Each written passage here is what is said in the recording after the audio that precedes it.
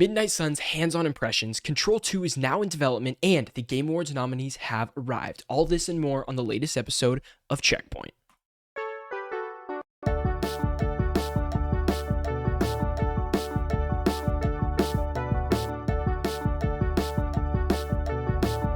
And we are live.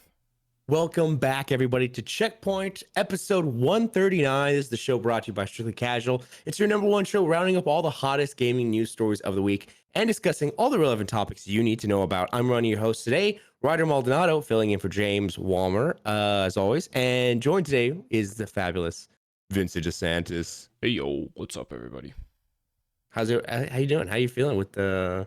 Doing good, bro. New day. Finished God of War last night. It's just, so a lot of thoughts. No spoils in the podcast. Did. No spoils, but can't wait to talk about it. If you could give your emotions, like emotionally, what did this game do to you? Shredded me up a little bit. At the end, shredded me up for sure.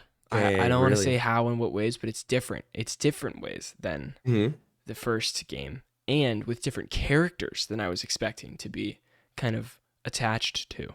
Oh yeah. I will say, just being like real quick, like 20, maybe like 10, 15 hours in, they brought it with the performances. They brought it. I was shocked. I was like, this is top tier acting. Movie acting. It is. Super good. But I guess I'll get into housekeeping. Ladies and gents, thanks for listening and supporting us here on the channel. We appreciate you guys. If you're listening on Spotify or Apple, wherever, give us a review and let us know what you think here on the channel. And, it helps us out. If you think we're doing something wrong, let us know what we can do better. It helps us out. And, of course, you can check us out on all our social media. Link down below. We have Twitter and Instagram and all the social media. It's linked down below. Whatever you feel like you want to check us out. Hey, follow us on Hive. Yeah. And Hive, yeah, we got Hive. Same as our Twitter. So if you're on the Hive, just at Mr. Allenwood over there and hit him up. Are we bees? Are we considered bees now because we're in the Hive? I can ask anonymous questions. How middle school is that? I'm just gonna go into Ryder's. I'm gonna go in Ryder's account and just ask him a bunch of anonymous, creepy questions. This is what you do. I'm gonna go to yours. I'm gonna be like, "Who do you like?" Yeah, exactly. Yep. Who's your biggest crush? Who's your biggest crush? Yeah. Okay, Ryder. Before we get into the news, this story right here, this first story that I have, I handpicked it for James because this is I wanted to present this to James as a, as a story here because we know. What's your hype level for Marvel's Midnight Suns?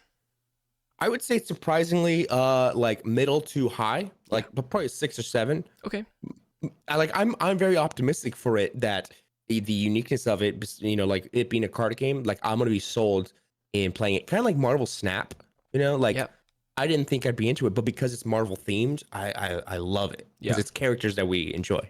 So it's there. Yeah. So what about you? James was coming at it from the perspective of this game's made by a developer that made one of my favorite games, XCOM. Oh. But he's pretty anti-Marvel guy over there, James. Yeah. So I gave this article. I'm pitching it as this is from Ashley Bardham from Kotaku, and she says the new Marvel XCOM seems like a good enough turn. Sorry, the new Marvel XCOM seems good enough to turn me, a hater, into a fan. Wow, interesting. That's great. Okay. So here's how she starts the article. I tend to land on the Martin Scorsese side of the superhero craze. The problem is the amusement park films, he said in 2019, and so I admittedly went into Marvel's Midnight Suns feeling bratty. The tactical role-playing game, which was delayed twice before finally landing on its current December 2nd release date, comes from an adored XCOM creators, Firaxis Games. But even that association of dignity didn't feel like enough to dull what I saw as a too squeaky superhero sheen. I was wrong, though. So here we go. Oh. The game is a bit of a stuffed spice rack, but the game's turn-based I cannot speak this morning. But the game's turn-based combat is what convinced me to get invested. You could play both story-centered and unrelated optional missions and arrange your team against Hydra forces or special enemies like the Slavering, Molten Alien Venom. Each of your heroes has a couple of cards in their moveset that correspond to different attacks, like a whip that knocks villains to the ground or a forcible knock to the stomach. But a typical match requires more strategy than just selecting your most punishing card, which I like. Yeah. I spent most of my 6-ish hours of the game on fighting, but Midnight Suns has a lot more to offer. There's a character creator, hero customization, and bedroom decor. There are mushrooms to forage, clubs to join, and gifts to collect and give.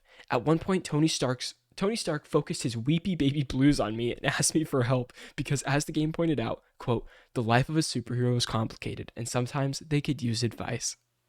Oh my gosh. Seems a little This sweet. is, I'm loving what I'm hearing. So we got, and I'm just picking, this is a huge long article. I just Mhm. picked like points out. Yeah. I know all these elements, and I haven't even mentioned the skill upgrades and the tarot card collectibles and the Cinnabar Hellhound you pet and earn arcane knowledge sound like clutter. But in my brief time with the game, I felt like they flowed together as natural, conceivable parts of daily life in the sprawling stone abbey. You've been brought out of a 300-year-long coma. You travel through space melting portals to fight soldiers alongside super people and super witches. So sure, why wouldn't a typical day involve cards with the vampire blade and a rare swimsuit as a reward? The game is summer at Coney Island, crowded, sometimes with kitsch, but it turns out I don't mind the self-indulgence. I thought that was very well written. Oh my god. This is so great to hear because already off the bat I haven't seen too much trailers for this. It's just very brief. And so for her to talk about like his portals and stuff like that is like I bet there's so much depth to this in locations that we go to that it's in the way of you know, and then the comment you said about the spice rack. I just want to, you know, have my shirt and I'm, you know, all these characters. It's just so crowded with so much that I'm holding on to them, and it's just throwing them out there and just kind of watching a simulator go. You know, I mean, you throw one, you wait and watch, but like, I'm excited to see what this looks like. That sounds. There's so a lot exciting. of gameplay if you want to see some. Like there's a ton. I was watching some and they keep it interesting enough to where there's not a lot of waiting around, which is nice because I feel like that could be a problem with turn-based strategy games. Like if they're not giving you enough to do, your mind wanders and then you're not in the game anymore and then you just do something else. But the animations are sick. The finishing moves are really dope. I think the enemy design is cool too. I do want to check this out. I definitely want to check it out. It really is like a AAA Marvel Snap. Like, you know, when you you throw a card and it's like a full animation. It's just not a deck builder. Like it's not a deck builder, which I guess. But so character creator, like I'm guessing you have your roster, right, of everybody who's, you know, the Doctor Strange, the Ghost Rider, and stuff like that, and you're messing around with how they look, like maybe the black and yellow that we saw from the trailer, or the, you know, maybe a iconic suit that they have from a comic book, like that's gonna be fun. You can customize all those, plus like the main character is like your custom character. So you create like a canon character in the universe or whatever that's happening. Yeah, that's cool. Yeah. Oh, this sounds great. And then if there's a lot to do, like besides the main build, like if there's like, I guess, side stuff, you know, like whatever that entails, maybe that is just more card stuff, or it showed, I don't know what the gameplay is. Yeah. So the gameplay is that turn-based, you know, move your character, attack here, move this person over here, you know, do this double finisher, watch this sweet animation, you know, take it down. But then there's like the other side of it is they have like their base camp, which is the Abbey, which is their it's like a house. And you can third person walk around. Like you just walk around in that, you explore, talk to people. It's very I know you're not a big fan of anime, but in a lot of JRPGs, they have this feature where you play a mission and then you come back to home base and you just have conversations with characters, and all of a sudden you gain all these new abilities to take to the next level. Oh yeah, wow. So that's what this is like. It's like you do a couple missions, you come back, everybody's hanging out, chilling. You talk with Blade, you talk with Ghost Rider, you spar with Tony Stark, and then you gain all these like knowledge and pieces and cards or whatever for the next battle. See, and take it from someone who's very, like, I guess, linear in the choices of games, right? Like something like Marvel Snap too, as well. It's not something that I would ever see myself doing. But like you just described, because it's Marvel themed, I'd be all in to just hearing conversation and just going. You know, I'm in. I would hope that this gets you in the door because it's Marvel, and you stay for the cool, like, gameplay, because this studio, like Fire Access, is known, they're like world class for this. Like nobody does it better. Nobody does it better than them. So like I hope it opens the door because it's Marvel or whatever, but you go in and you see that there's like this is great because of this reason. This is great because of this reason. I would hope. And I hope that's like a lot of people, because I think turn-based combat games they have like it's like a gate kind of. It's hard to go through. It's hard to like, not that it's gate kept, but it has a I don't know. It's just hard to get into. Yeah. So Marvel makes it easier to get into right off the bat. for a Yeah. lot of people. It's a wish listed now. I have it wish listed, and you know what else Yeah. is releasing the same day? The What? Callisto Protocol, and I'm like, 2 games? Mm, Come on! I think December 1st they both come out, or big the day. second. Big day. Yeah, and I was like, oh, I gotta make a choice, but You got to finish God of War first. I gotta finish God of And War, we got to and get then some Warzone dubs. and I'm sure we'll talk about it later on, but like Black Friday deals for a lot of people looking out, Yeah. and man, dude, I have some games that I've wish listed for a Mm-hmm. long time, Okay. big sales, and I'm like. You'll have I'll to tell ask you me. about it if like, do I buy this? Like, do Yeah. I go in? Do I spend the Because you money? played it. But yeah, anyways, Okay. Okay. I'll That's wait till the exciting. end. You have Talk to, about yeah, it. show me your list at the end of the episode. Okay. All right. Clip time. Yeah. Okay. Oh, my bad. You I was so used to you. Got it. Okay, you here we intro go. and then throw it to me. Okay, here we go. Ready? All right, ladies and gents, we're starting in 3, 2, 1.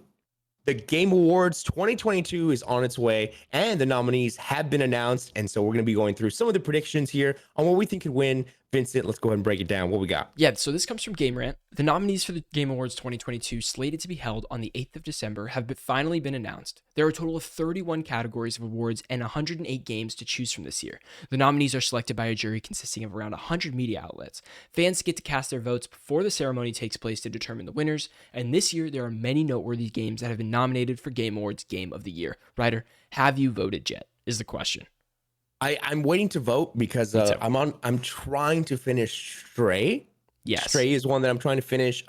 Horizon, I've already put like a majority of time into it that I feel like I know it. God of War, I'm sure I'll finish. Yeah, so let's And go then through the list. We got yeah, Xenoblade Chronicles 3. This is all the Game of the Year, biggest Yeah, category. the big Xenoblade one. Chronicles 3, A Plague's Tale Requiem, Stray, Horizon Forbidden West, Elden Ring, and God of War Ragnarok. That is for the big one, the big Game of the Year. big. Um, Yeah. Yeah, so I haven't voted yet either. I just finished God of War. Mhm. I've played Elden Ring. I've played 100%ed, 100%ed Elden Ring, 100%ed Horizon Forbidden West. Mhm. But have not played Plague's Tale, Stray, or Xenoblade 3. I think Stray is the easy one to knock out, or even like just even get into because it's all the same for the majority of the game that you could play maybe Gotcha. like an hour and you'll be like, cool, I know what it is. And the story's like, you don't really need the story. It's more of like a gameplay type Sure. game. But yeah, I'm close to finishing Stray, so I'm gonna finish Stray. Horizon, I'm deep into. Elden Ring, I think I'll probably see more footage of because it was hard for me to get into it. Yeah.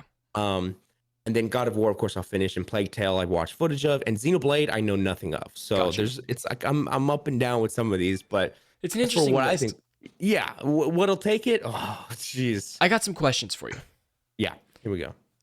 What kind of genre? Like these games, I would say, are all of the same genre. The Game Awards is getting a lot of heat for that this year. Is that Yeah. these are all third-person action games? Like, is a third-person action game the only thing that can be nominated for a Game of the Year? Is it the only thing that can win a Game of the Year? Because if you look at years prior, there's a Yeah. lot of that. There's a lot of that. Yeah, like the same genre, right? The same type of game. Yeah. Yeah, Yeah. it's interesting because like what we had, I mean, even last year, what one was It Takes Two, right? It Takes Two. No, That's true. yeah, It Takes Yeah. Two, and that Which was is a more like co-op, the co-op adventure co-op game. couch. Yeah.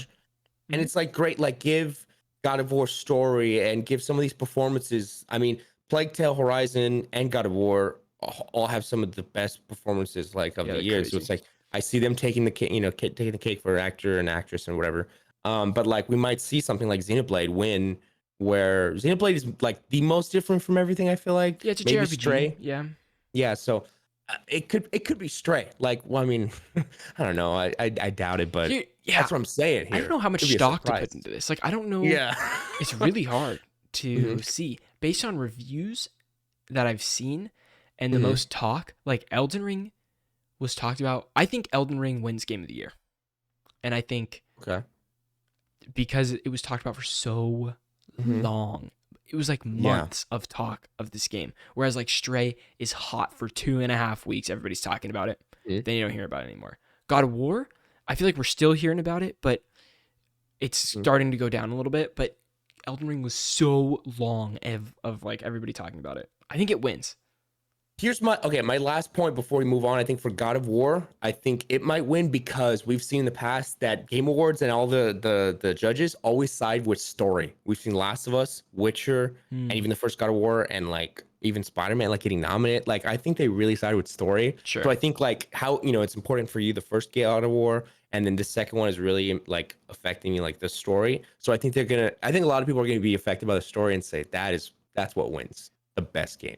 But Ryder, there's a category for that, and that is called Best Narrative. What you just described is exactly what Best Narrative is, and that is has a couple games up for it. It's Plague's Tale Requiem, Elden Ring, God of War Ragnarok, Horizon Forbidden West, and your favorite game of all time, Immortality. Oh man, let me tell you, you can get your Xbox Game Pass right now and try out Immortality. I gotta plug that. I always love Xbox. You got to Game Pass. plug it? I thought you hated Immortality. No, not Immortality. Oh. Xbox Game Pass. My bad. Xbox Game Pass. But yeah, Immortality. It's one of the craziest games I've ever experienced in my life because it's live action. It's real.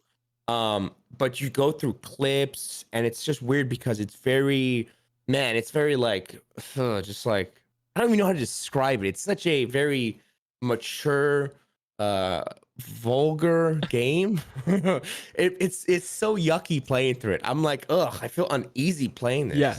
And then it tries to be like, I want to say art house, like an art house film, but it doesn't work as a game. Okay. It's so like one note, like you have like not even like one function maybe, like A and move, and it tries so hard. It's so pretentious. I'll say that. The night Ryder tried it, Ryder was like, "Oh, this is interesting." The next morning, he's like, "This is the worst game I've ever." He's like, "This is the worst game of the year."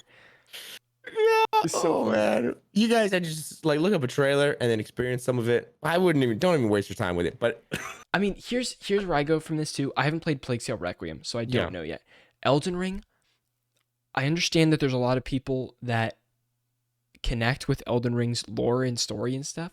But as someone who just played the game and did not watch lore videos, tried to pay as much attention as I can, followed some character storylines. I understand a couple things in the game that kind of happen. Yeah. I wouldn't say that this has the best narrative. There's an argument. There's an argument that it does. There is. It. Not for me. It's big. It's big, and there's a lot. Horizon Forbidden West is the Horizon series has not had a good story. Yeah, it's hard to keep up with. Which is, I know, hot take. I know a lot of people are like, "Oh, Horizon's so good. Aloy's such a good character." Like things like this. She is, but it's a hard story. Yeah. I think Aloy's a cool character. I don't know if there's much like depth. I don't know. It's tough. Yeah, I think there's a lot to open you really have to like in your heart make a stretch for it. But yeah, no, I see what you're saying. And then so yeah, I think God of War I was the most I've connected with any of these games on here for sure. Plague Tale, I'd say, is story first and then gameplay second, like with the rats and stuff like that. Yeah. Like the first one was very huge for a lot of people, and the second one was anticipated. And I saw some footage of the second one, and I was like, "This gorgeous, dude. I want to play it eventually." There. It's weird, like it's very unique. It's unique on its own, story wise. Like there's nothing like it.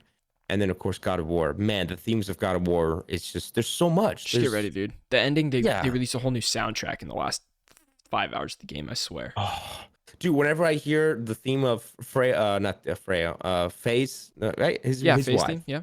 Faye, yeah. Man, I'm like, bro, I wish Vincent could see my chills right now, dude, because I sing that all the time. Just get ready, bro. Get ready. Prepare your heart. We got a couple more. Yeah, go for it. Sorry.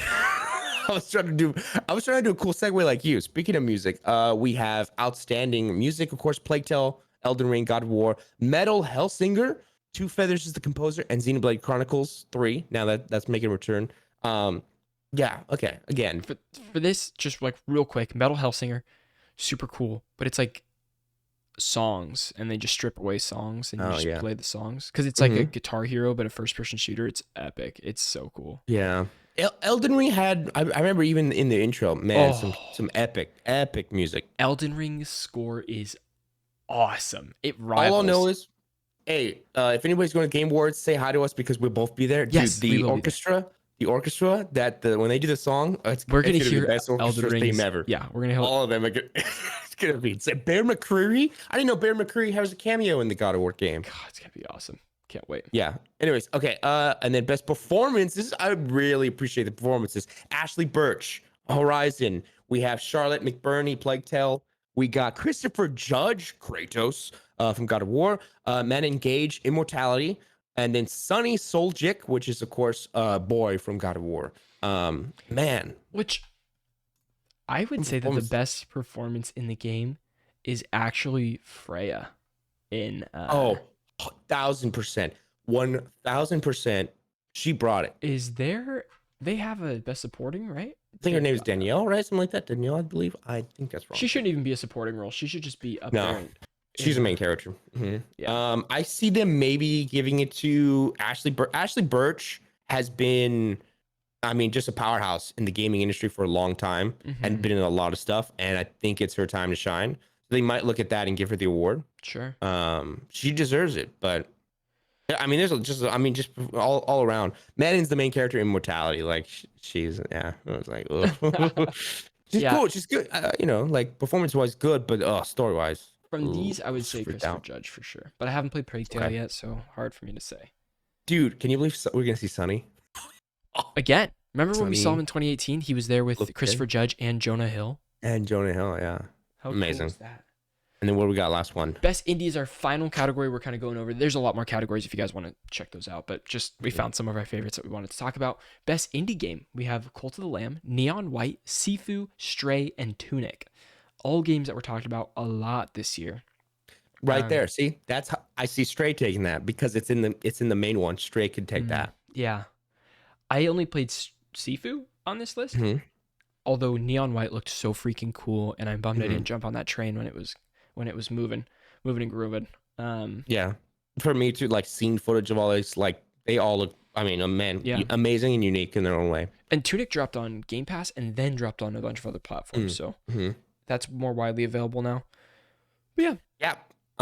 Man, I mean, let us know in the comments what you think is going to win. There's just a lot of crazy stuff here. I think it's going to be interesting to see because it is competitive. It's very competitive this year. yeah. And I want to see where they side. But whatever you think, Vince. If you want to watch the entire episode, you can become a member right here on youtube.com/strictlycasual. Or if you want to listen to the entire audio podcast for free, you can go on your favorite podcast platform, type in Strictly Casual Checkpoint, and it's a little blue box with yellow letters that says Checkpoint right there. Thank you guys so much for watching. And if you're going to the Game Awards, we will be there, baby, and we'll see you. We want to say hi. Yeah. We All right. want to say hi. Peace out, everybody. There you have it. There you have it. Beautiful. Fantastic. Beautiful. Our next All right, story. moving on. We have Control 2 is now in production. Huge surprise. I think so. What do we think? Remedy's going Alan Wake 2 and then Control 2. Is that going to be the Well, schedule? I'm That's guessing? part of this. Okay. Check this out. Read up. Okay, so we have Remedy announced that it has signed with 505 Games once again co-develop and co-publish Control 2. Okay, there. I guess that's co-develop. The game was previously in development under the codename Heron, which was in the conceptual stage in late 2021. According to today's announcement, the game is still in the concept stage, so it will be quite a while before we get to see the game in action. Control 2's initial development budget amount to 50 million euros. I want to say that symbol is, and Remedy will retain the ownership of the game's intellectual property. The development, marketing, and post-launch investments, as well as the future net revenues generated by the game, will be equally split between 505 Games and Remedy. The game will be available on PC, PS5, Xbox Series X and S, and will be built on Remedy's proprietary Northlight engine and tools. Yeah, so it isn't necessarily a surprise that Control 2 is happening because they did announce that like they were doing it like a next Control game and stuff, but this is like they're working on it now. Like it's being actively created and made. So we're probably years away. Good for them. But very excited. Did you play the first one? Doing more. Yeah, a little bit of the first one. I was like, Really good cool. for them. Yeah. Doing two games at once now. Like they're like, wow, flexing a little bit. Yeah, they're doing 2 games at once, but Pokemon tries to put out 2 games a year and it has very mixed reviews. Oh man. So Dang. moving on over to a review roundup for Pokemon Scarlet and Violet. We have a couple things here from a couple different sources. I got to get the Metascore still. So Okay. let me read this. GameSpot gives it an 8 out of 10 and says, quote, "While undercooked presentation and visual issues hold the games back, Pokemon Scarlet and Violet are still the best mainline Pokemon game in years. They build off Pokemon Legends Arceus's open-ended design in some thoughtful and surprising ways and retain that same level of depth that the mainline series is known for." And that's from Jake Decker. Video Game Chronicle gives it a 4 out of 5. Video Game 24/7, 4 out of 5. Inverse 7 out of 10. Nintendo Life 7 out of 10. Ryder, what does Game Radar say? We have the basic mechanics of Pokemon remain largely untouched. It's still catching, battling, and training as you remember it. And while that may be enough for many devotees, Generation 9 is a tougher sell for those who need more of a reason to engage with the series, impacted as it is by technical issues, mechanical oversights, and a lack of vision. Ooh. Pokemon Scarlet and Violet should have been a bright and bold entry that sets up the series for future expansion, but an attempt to modernize while staying loyal to the past hasn't really succeeded in doing either one. That's Joel Franny from Games Radar. Yeah. An interesting thing here is Metacritic right now is at a 76, which is good. Mm-hmm. Okay. But the user score is at a 2.9 out of 10. Oh, okay. Jeez, that's not good. I know you don't have a deep history with Pokemon, Ryder. I do not know. I've heard a lot about this. I know this was on a lot of people's radar. It released the same time as like Sonic, right? And it was kind of like, Yeah. what are you siding with, this or Sonic? And God of War. How bad is this for the Pokemon franchise? Is this a big hit or not is it terrible? like... I think here's the issue. This game runs terribly on the Switch. There's performance issues, there's bugs. It's an open world game that looks completely dead, like there's nothing in the world. Like if you look up photos, it's just empty. And then you put it next to screenshots on the Switch of Breath of the Wild, of like lush, beautiful open world, like stuff like that. Mm-hmm. It doesn't look good. But like behind the coat of ugly paint that is smeared across all the visuals, like there's a solid game under here of like, you know, back to typical Pokemon form of going to battling gyms, you know, making your team better and stronger and stuff, catching more Pokemon. Okay. Like that loop of gameplay is still fun and still great. But it sucks, dude. That's 2 in a row that have really bad, that have not run well on Switch. I have Arceus, the last one, and it's good, but not great. This review here is negative. It says 4 out of 5, and it says, 4 out of 10, saying it's almost amazing, which makes it terrible. Let me elaborate. And so he goes into this entire long thing. Yeah, so it's interesting. Game Freak as a company they make all the Pokemon games. They have 150 employees or something, and they busted out 2 games this year. Like, just take your time. Here we go. Have a really great one. To quote the reinstated Bob Iger, as he once said to Kathleen about Star Wars, slow down. Yeah. No, yeah. Hey, listen, slow down, like you said, and don't rush yourselves. I know this is a big IP, and you're trying to deal with a lot. Yeah, I mean, it's one of the biggest on the planet. Yeah, everyone on the planet knows what this is. But yeah, I get that this game was. I mean, this was it targeted for Switch? Even though it's only Switch. That's it. Oh, it's only Switch. Yeah. Oh, that's worse. It hurts, dude. There's nowhere else to play it, and even yeah. It's crazy. I wished this was really, really good. I wanted a reason to just go pick it up. Very bad. Because I remember watching the trailers with you about this during one of the shows, Summer Games Fest. But yeah, I'm sad to hear it. But yeah, slow down and hopefully, if the next release that we see, we'll see how they gauge. Let's see if they learn their lesson from this. The next release? We'll see. We thought not that this is as bad, but you know what I mean. Yeah. Not that. It's not like it's like a 2. Another interesting, it's not like it's unplayable or anything. I think people are just upset. Like, really? Like, come on. This is also the new generation of Pokemon, so it's 10th gen, I believe, or something like that. Oh, Generation 10, which means they introduced 100 new Pokemon. So they just hit Pokemon number 1,000. So there's 1,000 Pokemon. Oh my gosh. That exist, and the 1,000th one looks so underwhelming. It's just like an egg. It's just like an egg. It's like a little shell of an egg. It's a oh my god! It looks like 1,000 Pokemon. Yeah, Pokemon number 1,000. It's like a shiny gold. Tiny! It's a penne pasta. It's a penne pasta noodle. Penne pasta, and it's like one of those things at the car lots that go like. Oh yeah, the crazy inflatable tube guy, and he's on a skateboard. Looks like, right, or like some kind of levitating. He's on like a whatchamacallit? Not a skateboard, a snowboard. It looks ridiculous. Everybody, please look up Pokemon 1000. Look up the guy. Look up the dude. He's on a skateboard. Oh my god, he's on a snowboard. Yeah. He's golden though, so he is like special because he's the 1000. But people say he looks like a cereal mascot. His name is Goldango. Oh my gosh. I don't know why. Yeah, he even has like a little belt. He's completely gold, but he does look like he looks like the big Chungus, honestly. Like Oh I my don't know why god. I was expecting like a giant dragon, like something epic for 1,000, Me but too. it's penne pasta. Yeah. And his so that's his evolved state. So his state before that is he's in a treasure chest and it's a little ghost treasure chest thing. I don't understand how that goes. Oh my gosh. Not us roasting the 1,000th Pokemon. We're sorry. It's just it looks Hey, I funny. love Pokemon. No hate. Yeah, we support I it here, love the channel. Pokemon a lot. Ghost is now the champion of the world. He really beat them all. Oh, yeah. Wow. Did I say Ghost?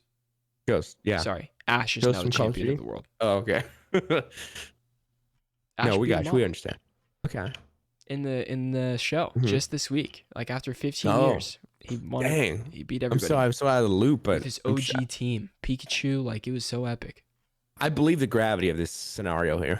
It was a moment. It was a moment. Yeah. Wow. Yeah, okay, so well, Fantastic. that's that. That's that. That's that. We gotta move it on to some random fun stuff. Here we go. This is funny. I saw a video about this. Yeah. Star Citizen is free to play until the end of November. You do not have to spend 500,000 now No, to play it. you can spend $0 for the next $0. 10 days. I am just so interested in this game.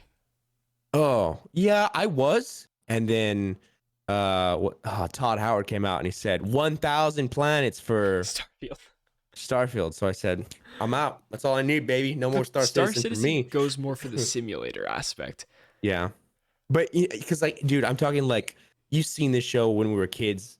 Like I was a child and I saw this and I was like, oh my God, this is the perfect game for me. A space open world. Right. And then as soon as we saw like, many years later, we hop on together and we see the trailer for Starfield. Really? And that scratched the itch in my brain that was like, this is the perfect game. I'm so cautious about Starfield still. I know, I'm scared too. Because I don't know. The way that they do, like the way that Fallout games are kind of made where you like the camera snaps onto a person and then it hits these dialogue issues with someone standing there going like ba ba ba ba ba ba ba and then just hit the dialogue. Like I don't like that. It's not fun. Yeah. It's a lot. It's like in Ubisoft Assassin's Creed games whenever you talk to someone and they go and then their arms go down, really robotic. So you're gonna help me find this sword, huh? It's the same animation in Odyssey, Valhalla, and Origins that they use for every character. That anytime you're in a conversation with someone, they go and they talk. I hate it, dude. I hate it. Yeah. No, dude, you are 100% right. And Star Citizen is something though on its own. I like watching gameplay. People that are really into it, it's really fun. I like the videos where it's like, I spent $1 million on a spaceship, and I'm like, oh my God. And I crashed it. I crashed it. Yeah. Oh, that's worse. I lost the wife and kids to Star Citizen. Oh yeah. I bet my house on the game. Yeah. Damn. That's horrible. And we also have the next gen update for The Witcher 3 Wild Hunt is coming December 14th, free for everyone who owns the game. Oh, I wonder if this counts. Oh, I don't think it's on Game Pass, but it was for a time. Witcher 3? Yeah. Dude, I bought ladies and gentlemen. Man, this game, it's gonna look cool because it's like a reskin, right? It's like something completely new. You're good. You're still here. Oh, I'm still here. Thank God. Yeah. Yeah. It's like completely. They're having a live stream this week that kind of goes over everything. But they're adding a bunch of content from the Netflix Witcher. So like, you're gonna be able to play as Henry Cavill's girl. That's right, dude. Cool. That's it. Right there. That's all I need. Of course, it's like a visual remaster, upres, stuff like that, textures, lighting, audio. It's like it's not a remake, but they're just revamping everything around it that's already great about the game. People say this is like one of the greatest games of all time. Yeah. Really, truly. So I picked it up like 4 months ago. It was on sale for $10 on PlayStation for Witcher 3 with all DLC, Game of the Year edition, every single thing. So I'm just waiting for $10. I will have this brand new game. Gosh, the backlog, bro. I'm interested to see. We need to do a video of like comparing our backlogs. God, it's big. It's atrocious. It's awful. Yeah, it's a lot. Like I still haven't finished Resident Evil Village from way back. Yeah. That's where it starts, kind of, and then it kind of goes. And then there's a DLC for Village that came out, that continues the story, and I'm really into the Resident, the RE Yeah. story. You know me, and so I'm like, Did ugh. you watch the story before you finished playing the story of Resident Evil Village? I did, yeah. That's why you stopped playing. Yeah. Yeah, yeah. Well, because well, Hollow, shout out Hollow on YouTube, one of the Hollow, yeah. coolest Hollow Point. playthrough Hollow Point, and I watched him do the whole thing, Mm-hmm. and I was like, this is great. I still have the urge to play. Usually, I don't, Sure. because I have to like I haven't seen anything God of War, so I won't play the game. God, it's so good. Um, I bet, but yeah, for RE Village, I'm like, I had to see the story. I had to know what happens. It was Yeah. the ending. Dude, there's a twist in God of War that I am still shocked by. Are you serious? I'm so Oh my, serious. that is so great to hear, dude. I'm so Because serious. up to this point, I have not. You know me, I look up spoilers all the time. I don't know anything now, and Do you it know makes for the anything? best experience. Like, Not right have now. you seen No. anything that is like, oh well, I do know this.